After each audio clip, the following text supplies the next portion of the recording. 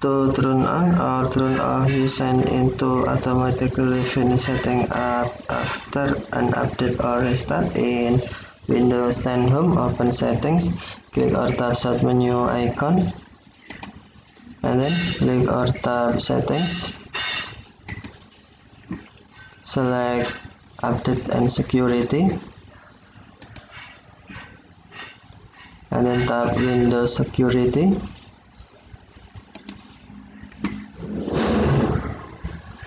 Select Account Protection, and then click or tap Dynamic Lock Settings.